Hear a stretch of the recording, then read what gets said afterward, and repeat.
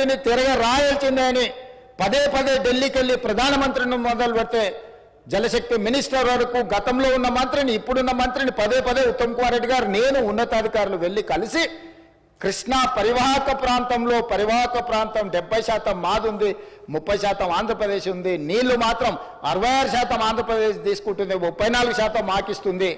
చంద్రశేఖరరావు గారు మా రైతాంగం పట్ల మరణ శాసనం రాసిండ్రు, దీన్ని తిరగరాయండి, తోడండి అని కొట్లాడి దాన్ని కేఆర్ఎంబీల నుంచే కాదు సుప్రీంకోర్టు వరకు కొట్లాడింది మేం కాదా అధ్యక్ష?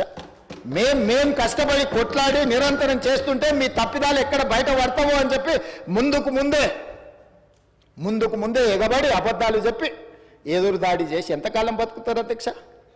ఇవాళ నేను గుర్తు చేయదలుచుకున్న అధ్యక్ష, ఆనాడు తమరుగూడ శాసనసభ 2004లో డాక్టర్ వైఎస్ రాజశేఖర రెడ్డి గారు ముఖ్యమంత్రిగా ఉన్నప్పుడు కడప ఇన్ఛార్జ్ మినిస్టర్ ఎవరు అధ్యక్ష? కీర్తిశేషులు నాయన్ నరసింహారెడ్డి గారు కాదా? హరీష్ రావు గారు ఎమ్మెల్యే కాకున్నా మంత్రిగా రాజశేఖర రెడ్డి గారు మంత్రివర్గంలో చేరిన మాట వాస్తవం కాదా? రాజశేఖర రెడ్డి గారు ఆశీర్వాదంతో కేంద్రంలో మంత్రి అయింది చంద్రశేఖరరావు కాదా అధ్యక్ష? చంద్రశేఖరరావు గారు కేంద్ర మంత్రిగా ఉన్నప్పుడే 4,000 క్యూసెక్కులు ఉన్న పోతిరెడ్డి పాడు 44,000 క్యూసెక్కులకు పెంచిన మాట వాస్తవం కాదా? ఆనాడు మరి శశిధర్ రెడ్డి, పి జనార్దన్ రెడ్డి గారు సొంత ప్రభుత్వంలో ఉండి కూడా పోతిరెడ్డి పాడు పొక్క పెద్దది చేస్తే శాశ్వతంగా తెలంగాణ ఎడారిగా మారుతుంది, దాన్ని అడ్డుకోవాల్సిందని ఇదే శాసనసభలో నిటారుగా నిలబడి కొట్లాడింది పి జనార్దన్ రెడ్డి కాదా? ఆనాడు రాజశేఖర రెడ్డి గారికి హారతులు ఇచ్చింది చంద్రశేఖరరావు, హరీష్ రావు గారు కాదా అని నేను అడుగుతున్నా అధ్యక్ష.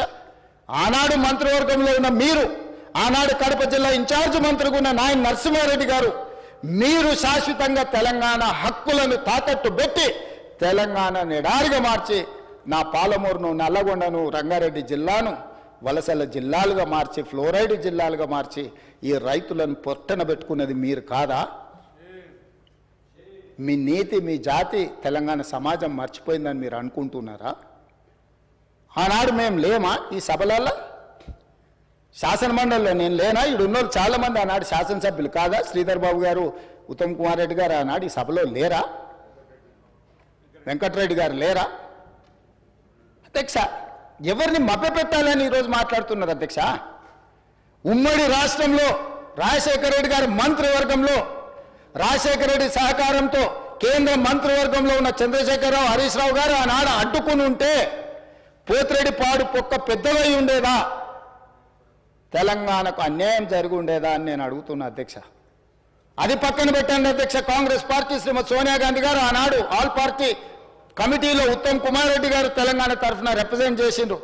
అఖిలపక్షాన్ని పిలిచినప్పుడు కేంద్ర హోంశాఖ తెలంగాణ రావాలి అని వారు వాదనలు వినిపించిన తర్వాత జూన్ 2, 2014 నాడు తెలంగాణ రాష్ట్రం ఏర్పడ్డ తర్వాత ఆనాడు ఉమ్మడి రాష్ట్రంలో 2011-12లో కిరణ్ కుమార్ రెడ్డి గారి మీద ఒత్తిడి తీసుకొచ్చి పాలమూరు రంగారెడ్డి ఎత్తిపోతల కోసం, సర్వే కోసం, నిధుల కోసం, ప్రాజెక్టుల కోసం ఈరోజు డీకే అరుణ గారు బీజేపీలో ఉండొచ్చు గాక, డీకే అరుణ గారు, చిన్నారెడ్డి గారు, మల్లు రవి గారు కొట్లాడి ఆనాడు జీవో దీపించి రోజుకు 2 టీఎంసీల ప్రకారం జూరాల నుంచి నీళ్లు తరలించాలి పాలమూరు రంగారెడ్డి కానీ ప్రాజెక్టును ఆమోదింపజేసింది నిజం కదా అధ్యక్ష? ఆ రోజు తమరు కూడా ఉన్నారు కదా అధ్యక్ష. తెలంగాణ రాష్ట్రం ఏర్పడ్డ తర్వాత పాలమూరు రంగారెడ్డి ఎత్తిపోతల పథకాన్ని జూరాల నుంచి నీళ్లు తీసుకునే విధానం మీద పెద్దలు చిన్నారెడ్డి గారు ఇదే సభలో మాట్లాడితే చిన్నారెడ్డి గారిని ఏ రకంగా దూషించిండో ఈ సభనే సజీవ సాక్షి. చంద్రశేఖరరావు గారు ఇక్కడనే నిలబడి చిన్నారెడ్డిని అవమానించిన మాట వాస్తవం కాదా? కాంట్రాక్టర్ల కోసం, కమిషన్ల కోసం, లిఫ్టుల కోసం, పంపుల కోసం, మోటార్ల కోసం కక్కుర్తిపడి కాంట్రాక్టర్ ఇచ్చిన కమిషన్ల కోసం జూరాల నుంచి తీసుకోవాల్సిన నీళ్లను శ్రీశైలం బ్యాక్ వాటర్స్ కు తరలించడంతో ప్రాజెక్టు వ్యయం 16,000 నుంచి 35,000 కోట్లకు పెరగడమే కాకుండా 100 కిలోమీటర్లు పారాల్సిన 175 కిలోమీటర్లు కాలువలు తవ్వాల్సి వచ్చి ఈరోజు 60,000 కోట్లకు అంచనాలు పెరిగినాయి అధ్యక్ష.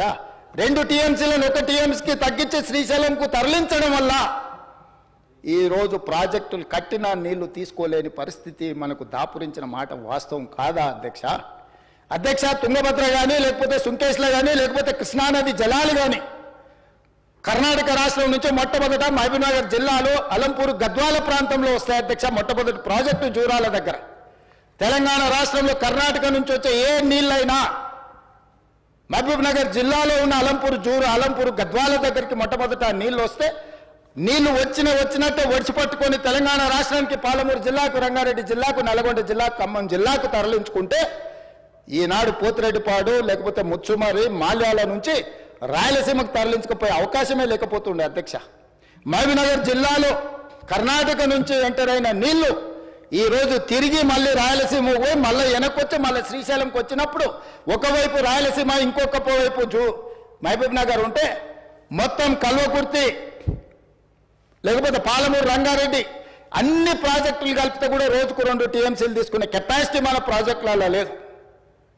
ఇవాళ ఎస్ఎల్బీసీ ఆనాడు రాజశేఖర రెడ్డి గారు ఉన్నప్పుడు ఫ్లోరైడ్ జిల్లా అయిన నల్గొండ జిల్లాకు 3,60,000 ఎకరాలకు గ్రావిటీతో నీళ్లు ఇవ్వాలని ఎస్ఎల్బీసీని ఆనాడు 2,000 కోట్లతో ప్రారంభిస్తే ఆనాడు దాదాపుగా 20 పైగా కిలోమీటర్లు ఉమ్మడి రాష్ట్రంలో టన్నెల్ తవ్వుతే నువ్వు తెలంగాణ వచ్చిన తర్వాత 4 ఏళ్లలో పూర్తి చేయాల్సిన ప్రాజెక్టును 10 ఏళ్ళైనా పూర్తి చేయక 10 కిలోమీటర్లు పక్కన పెట్టి ఈరోజు శాశ్వతంగా నల్గొండ జిల్లాను ఫ్లోరైడ్లో ముంచి అక్కడి రైతుల చావులకు కారణం నువ్వు. ఆ ప్రాజెక్టు పూర్తి చేస్తే ఎవ్రీ డే 4,000 క్యూసెక్కులు నీళ్లు తీసుకపోతే గ్రావిటీతోనే రూపాయి ఖర్చు కూడా లిఫ్టుల మీద పెట్టాల్సిన అవసరం లేకుండా ప్రాజెక్టు కంప్లీట్ అయి ఉండేది అధ్యక్ష. ఇవాళ జరిగిన ఎస్ఎల్బీసీ ప్రమాదానికి ఆ 8 మంది చావులకు నువ్వు కారణం కాదా? వాటి వివరాలు నేను మళ్ళీ చెప్తా అధ్యక్ష. అలాంటిది పాలమూరు, రంగారెడ్డి ఎత్తిపోతలు తెలంగాణ రాష్ట్రం వచ్చినాక ప్రారంభించి 10 సంవత్సరాలైనా నువ్వు పూర్తి చేయలేదు. ఈనాడు చంద్రబాబు నాయుడు గారైనా, ఆంధ్రప్రదేశ్ అయినా, కేంద్రమైనా ఈ ప్రాజెక్టులను అడ్డుకుంటుంది అని అంటే ఈరోజు కృష్ణానది మీద నిర్మించిన ఉమ్మడి రాష్ట్రంలో ప్రారంభించిన కల్వకుర్తి కావచ్చు, ఉమ్మడి రాష్ట్రంలో అనుమతులు ఇచ్చిన పాలమూరు, రంగారెడ్డి ఎత్తిపోతలు కావచ్చు, ఉమ్మడి రాష్ట్రంలో అనుమతి వచ్చిన